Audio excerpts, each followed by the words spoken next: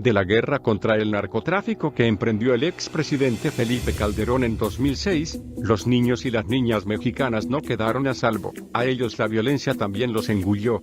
A unos los hizo huérfanos, víctimas de asesinato o desaparición.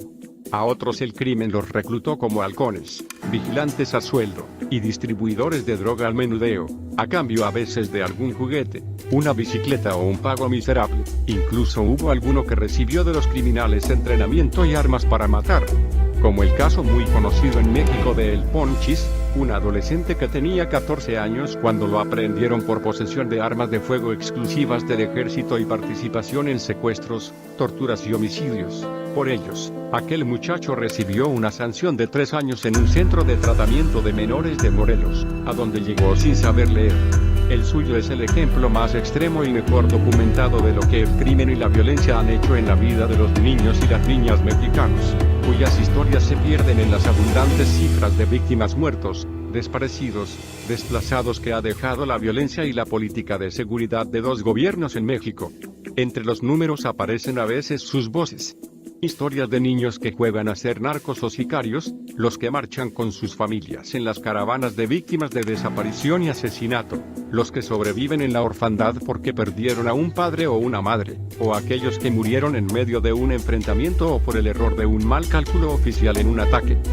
Víctimas de la impunidad. Es difícil seguir la pista de la violencia en la infancia en México, pero algunas cifras ayudan a entender la profundidad de su huella.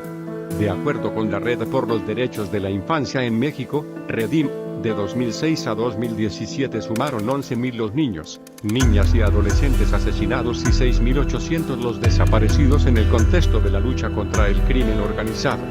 A pesar de los números, la mayoría de los casos de violencia y crimen que involucran y tienen como víctimas a menores pasan desapercibidos, afirma Juan Martín Pérez, de la REDIM. A menos de que se trate de casos gravísimos, muy duros, que logran indignar o movilizar a la población, dice. Los ejemplos sobran. Desde 2006 se acumulan las historias de niños y niñas muertos en enfrentamientos o que, junto con sus familias, fueron víctimas de agresión por parte de criminales y aún de policías o fuerzas armadas. Esos menores formaron parte del amplio grupo que el gobierno de Calderón llamó víctimas colaterales.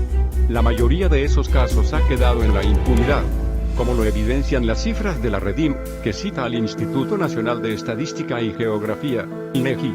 De acuerdo con sus números, de cada 100 carpetas de investigación que involucran a algún niño o niña como víctima, solo 3 alcanzan sentencia condenatoria. Más información en el blog delnarco.com.